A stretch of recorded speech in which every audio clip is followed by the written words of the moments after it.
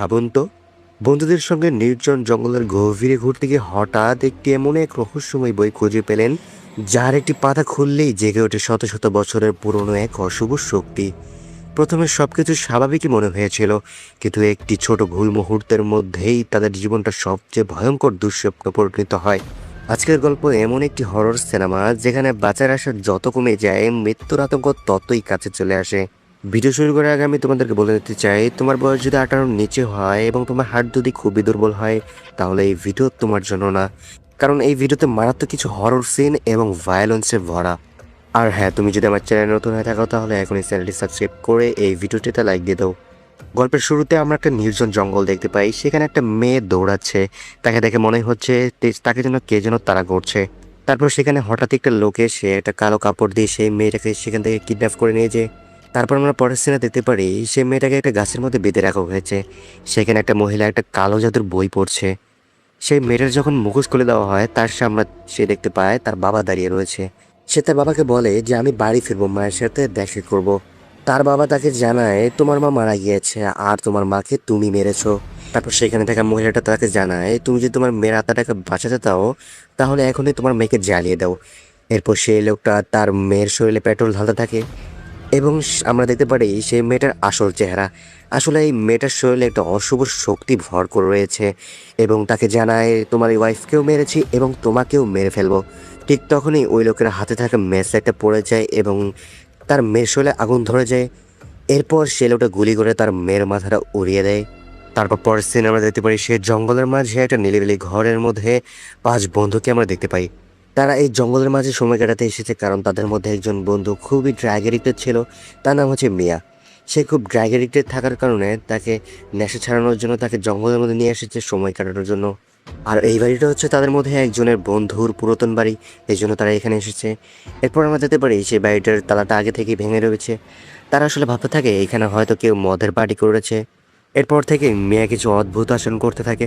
আসলে তার ড্রাগের নেশা উঠেছে এবং সে সবাইকে জানায় সে অদ্ভুত কিছু গন্ধ পাচ্ছে। আসলে এই বিষয়টা কেউই পাত্তা দিচ্ছিল না। এরপর আমরা দেখতে পারি তাদের সাথে যে কুকুরটা ছিল সেই কুকুরটাই এক পর্যায়ে তাদের কার্পেটে সরিয়ে দেয়। এরপর তারা লক্ষ্য করে সেখানে একটা আন্ডারগ্রাউন্ড দরজা রয়েছে এবং সেখানে অনেকগুলো রক্ত লেগে আছে। তারা এটা লক্ষ্য করে যে এই আন্ডারগ্রাউন্ডের ভিতর থেকে এই দুর্গন্ধটা আসছে। সে কৌতূহলবশত সবাই এই আন্ডারগ্রাউন্ডের ভিতরে প্রবেশ করে। ঘরটা দেখতে খুবই ভয়ানক ছিল। আর তারা এটা লক্ষ্য করে সেখানে অনেকগুলো মৃত বিড়ালের ডেড বডি ঝুলানো ছিল। তারা সব কিছু দেখে ভালোভাবে বুঝতেই পেরেছে এখানে কালো জাদু করা হয়েছে। আসলে এই ঘরটা হচ্ছে সেই ঘর যেখানে আমরা মুভির প্রথমে একটা মেয়েকে বেঁধে রাখতে দেখেছিলাম। আর তারা এটাও দেখতে পায় সেখানে একটা বই গুণা দিয়ে বেঁধে রাখা হয়েছে। তারা কৌতূহলবশত সেই বইটা তাদের রুমের মধ্যে নিয়ে আসে এবং একজন এই বইটা পরিষ্কার করতে থাকে। এরপর আমরা দেখি মিয়া তার ড্রাগন নেশা সহ্য করতে না পারে এবং সেই দুর্গন্ধ সহ্য করতে না পারে সে রাস্তার মধ্যে ঘোরাঘুরি করছে। এরপর তাদের মধ্যে একজন আমরা দেখতে পাই সেই বইটা খুলতে থাকে। সে বইটা খোলার পর দেখতে পারে বইয়ের মধ্যে অদ্ভুত কিছু লেখা রয়েছে এবং সেইটা দেখতে পারে বইয়ের মধ্যে কিছু মন্ত্রপাঠ লেখা ছিল, যেটা কেউ একজন সে মোট সাজানোর চেষ্টা করা হয়েছিল। কিন্তু সেই ছেলেটা আবার পাকনামি করে একটা কাগজের সাহায্যে সে লেখাগুলো উঠায় এবং মন্ত্রপাঠটি আস্তে আস্তে পড়তে থাকে। ঠিক তখনই আমরা দেখতে পারি ক্যামেরার অ্যাঙ্গেলে একটা রহস্যময়ী অদৃশ্য শক্তি আসতে থাকে। সে শক্তিটা আস্তে আস্তে এক পর্যায়ে মিয়ার কাছে চলে আসে। ঠিক তখনই মিয়া বমি করতে থাকে। এরপর মিয়া খুবই ভয় পেয়ে তার বন্ধুদেরকে জানায় সে এখান থেকে চলে যাবে। এরপর তার বন্ধুরা ভাবতে থাকে সে ড্রাগের নেশায় এরকম করছে, এই জন্য সে যেতে যাচ্ছে, তার কথা কোনো গুরুত্ব দেয় না। এরপর আমরা দেখতে পারি মিয়া তাদের কথা না শুনে ভয় পেয়ে সেখান থেকে গাড়ি নিয়ে জঙ্গলের রাস্তাতে যেতে থাকে। মিয়া গাড়ি নিয়ে যাওয়ার সময় তার জঙ্গলের ভিতরে তার গাড়ির সামনে একটা মেয়েকে দেখতে পাই। এটা দেখে সে গাড়ি ব্রেক মারে, এর ফলে তার গাড়িটা অ্যাক্সিডেন্ট করে বসে। এরপর মিয়া গাড়ি থেকে কোনোভাবে বেরিয়ে সে মেয়েটাকে আবার দেখতে পায়। এটা দেখে সে খুবই ভয় পেয়ে সামনের দিকে দৌড়তে থাকে। তখন কিছু গাছপালা মেয়েকে জড়িয়ে ধরে টানতে থাকে। এরপরেই আমরা দেখতে পাই সে ভয়ানক মেয়েটাকে। আসলে এই গাছপালাকে কন্ট্রোল করছিল সেই মেয়েটা। এরপর আমরা দেখতে পাই সেই ভয়ানক মেয়েটার মুখ থেকে কিছুটা বেরিয়ে আসছে আর এটা মিয়ার শরীরে প্রবেশ করছে। আর এদিকে দেখতে পাই মিয়ার বন্ধুরা তাকে খোঁজার জন্য জঙ্গলে এসে পড়েছে এবং মিয়াকে দেখতে পায় তারা একটা গাছের নিচে বসে আছে। মিয়াকে সেখান থেকে তারা বাসার মধ্যে নিয়ে যায়। নিয়ে যাওয়ার পর মিয়া তো খুবই ভয় পেয়েছিল। মিয়া সবাইকে জানায় যে জঙ্গলের ভিতরে একটা মেয়ে তাকে অ্যাটাক করেছিল আর সেই মেয়েটা এখন এই ঘরের মধ্যে রয়েছে। আসলে তার বন্ধুরা তার কথা কোনোভাবে বিশ্বাস করতেছিল না। কারণ হচ্ছে সেই ভয়ানক মেয়েটাকে ঘরের মধ্যে একমাত্র মেয়েই দেখতে পাচ্ছিল, অন্য কেউ পাচ্ছিল না। এইদিকে আমরা দেখতে পাই তাদের মধ্যে একজন সে ভয়ানক অদ্ভুত বইটা পড়তে থাকে এবং ডেভিড সেটা লক্ষ্য করে তাদের কুকুরটা পাওয়া যাচ্ছে না। সে কুকুর খোঁজার সময় সে দেখতে পায় তার কুকুরকে কে যেন মেরে ফেলেছে। আসলে কুকুরটাকে মিয়াই মেরেছিল। ডেভিড এটা সন্দেহ করে মিয়াকে খুঁজতে থাকে। তখন মিয়া বাথরুমের মধ্যে গোসল করতেছিল। মিয়া তখন গিজারের পাওয়ারটা বাড়িয়ে দিয়ে গিজারে গরম পানি দিয়ে সে গোসল করতেছিল।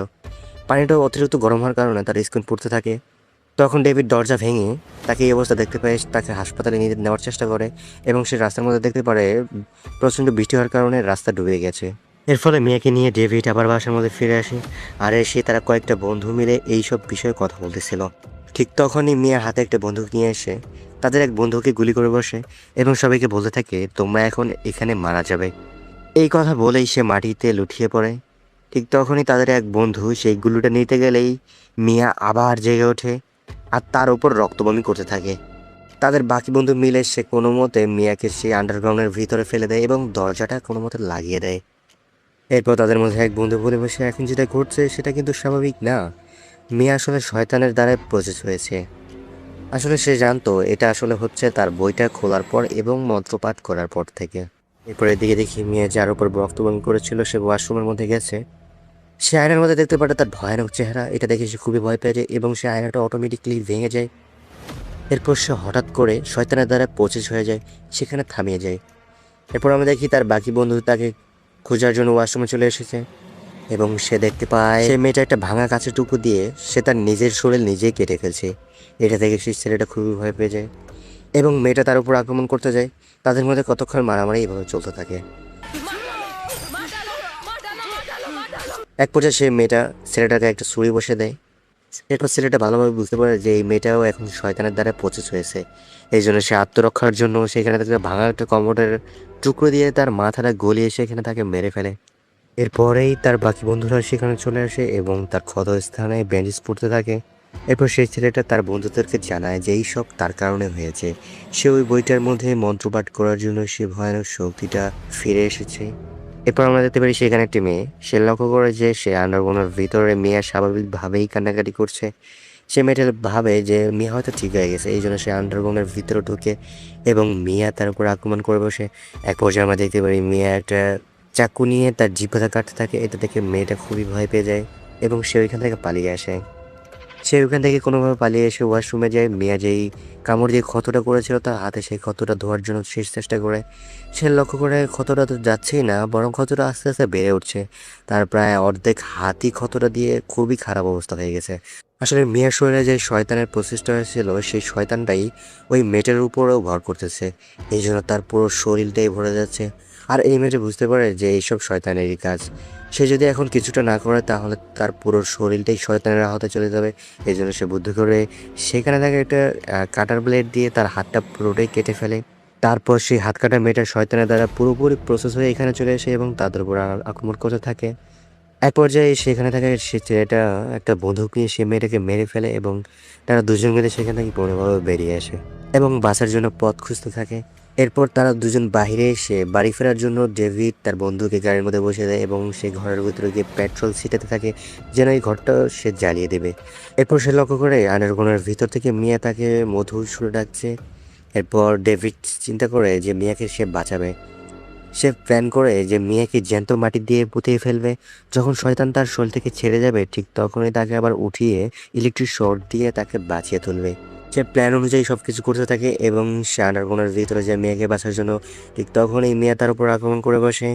এক পর্যায়ে মিয়া ডেভিডকে মেরে ফেলছিল, ঠিক তখনই তার বাকি সেই বন্ধুটা সেখানে চলে এসে মেয়েকে মাথায় আঘাত করে তাকে অজ্ঞান করে ফেলে এবং ডেভিডকে সে বাঁচিয়ে নেয়।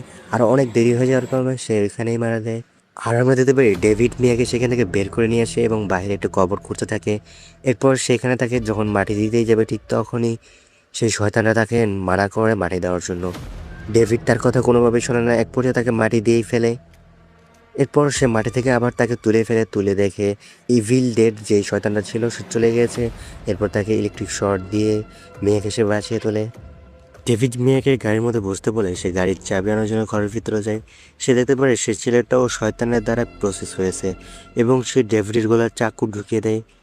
ডেভিড এক পর্যায়ে খুবই আহত হয়ে যায় আর সে বুঝতে পারে যে কিছুক্ষণের মধ্যে সেও শয়তান হয়ে যাবে। এই জন্য সে মিয়াকে গাড়ির চাবি দিয়ে সে তাকে বাইরে যেতে বলে। এরপর সে একটা গুলি দিয়ে গ্যাস সিলিন্ডারের মধ্যে ব্লাস্ট করে সে এবং সেই শয়তানটা এখানেই মারা যায়।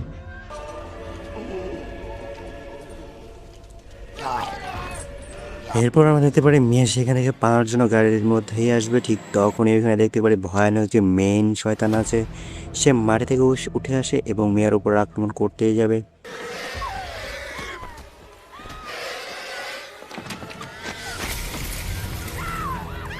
এইভাবে কতক্ষণ তাদের মধ্যে লড়াই চলতেই থাকে। এক পর্যায়ে মিয়া বুদ্ধি করে ঘর থেকে একটা সেন্সর কাটা নিয়ে আসে এবং সেই শয়তানের একটা পা কেটে ফেলে মিয়া। সেই শয়তানটা এক হাত দিয়ে সেখানে গাড়িটা উল্টে মিয়ার শরীরে ফেলে দেয়, কিন্তু ততক্ষণে মেয়ে সেখান থেকে সরে গেছিল, কিন্তু তার একটা হাত গাড়ির নিচে পড়ে যায়। এক পর্যায়ে মেয়ে বাঁচার জন্য তার হাতটা সেখানে কেটে ফেলে এবং সেই শয়তানকে সেখানে টুকরো টুকরো করে সেই সেন্সরটি দিয়ে দুই ভাগ করে ফেলে। এরপর আমরা দেখতে পারি সেই শয়তানের বস্তু সব কিছু টুকরো মাটির নিচে ডুবে যায় আর মেয়ে সেখান থেকে বেঁচে যায়। আর এর সাথে সাথে এই মুভিটি এখানেই শেষ হয়ে যায়। আমিও এই সাথে সাথে ভিডিওটি এখানেই শেষ করছি। তোমার সাথে দেখা হবে নেক্সট কোনো ভিডিওতে।